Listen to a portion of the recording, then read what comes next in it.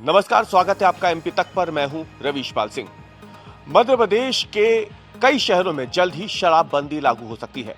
शराबबंदी यानी जिन शहरों में यह नियम लागू हो जाएगा वहां पर शराब पर पूरी तरीके से प्रतिबंध लग जाएगा।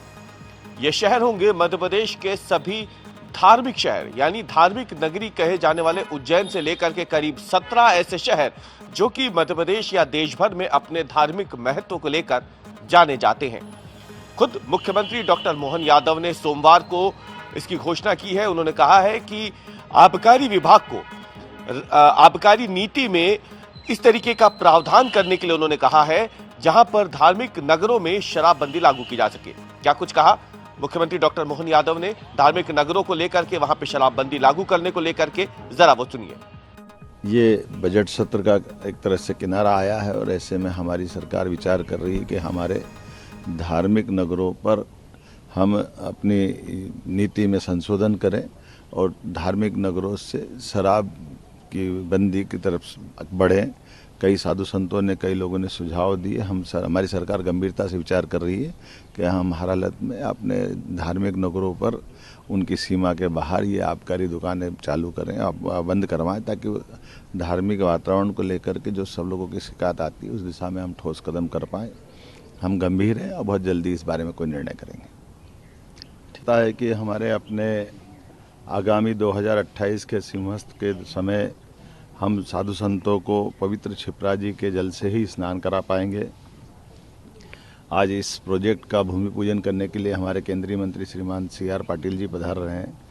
मुझे संतोष है कि हम उस दिशा में ठोस कदम कर पाए।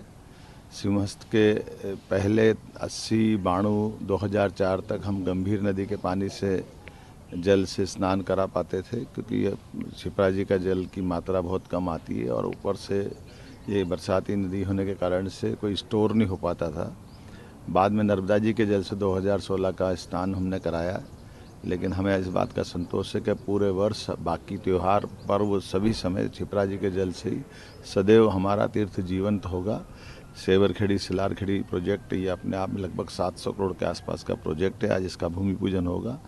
मध्य प्रदेश सरकार ऐसे जनहितैषी कामों को लगातार करती रहेगी। मेरी अपनी ओर से सबके प्रति शुभकामनाएं। ठीक। तो सुना आपने मुख्यमंत्री डॉक्टर मोहन यादव। उन्होंने कहा है कि इस बात को लेकर सरकार गंभीर है कि धार्मिक नगरों में जो शराब है उस पर प्रतिबंध लगाया जाए, क्योंकि कई साधु संत हो या तमाम दूसरे बुद्धिजीवी वर्ग हो, वो इस बात पर पहले भी विचार कर चुके हैं और कई बार इसकी मांग भी कर चुके हैं। अगर सरकार जो धार्मिक शहर है, धार्मिक महत्व वाले शहर है, उनमें यदि शराबबंदी घोषित कर देती है तो आपको बता दें कि मध्य प्रदेश के ऐसे कौन कौन से 17 शहर है जहां पर फिर शराब पर प्रतिबंध लग जाएगा। उसमें सबसे ऊपर नाम आता है खुद मुख्यमंत्री मोहन यादव का गृहनगर उज्जैन, जो महाकाल मंदिर और तमाम दूसरे धार्मिक वजहों से जाना जाता है। इकलौता शहर है मध्य प्रदेश का जहां पे कुंभ का मेला भी लगता है हर 12 साल में। अगला सिंहस्थ 2028 में होना है।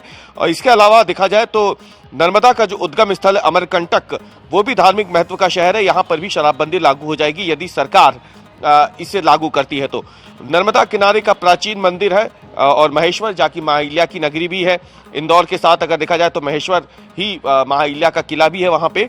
और ओरछा है राम राजा मंदिर, ज्योतिर्लिंग ओमकारेश्वर है, नर्मदा घाट का बंडला है, मुल्ताई जहां पे ताप्ती नदी निकली है, दतिया पीताम्बरा पीठ के लिए जाना जाता है, जबलपुर हो, चित्रकूट, मैयर, सलकनपुर, मंडलेश्वर, मंदसौर, बरमान घाट और पन्ना जो कि जुगल किशोर मंदिर के लिए जाना जाता है। अगर सरकार नियम लागू कर देती है, आबकारी नीति में प्रावधान कर देती है, धार्मिक नगरों में या धार्मिक महत्व वाली जगहों पर शराब ना मिलने का नियम लागू कर देती है, तो ये वो 17 शहर है जहां पे तत्काल प्रभाव से सरकार का आदेश आते ही शराबबंदी लागू हो जाएगी। आपको बता दें कि कई बार धार्मिक महत्व वाले शहरों में या धार्मिक नगरों में शराबबंदी की बात उठती रही है, लेकिन इस पर अमल नहीं किया जा सका, क्योंकि सरकार के सामने एक बड़ा जो है चुनौती होती थी राजस्व जुटाने की, और आबकारी विभाग जो राजस्व जुटाता है सरकार उसका नुकसान नहीं झेलना चाहती थी, इसीलिए अब तक इस पर अमल नहीं हो सका है।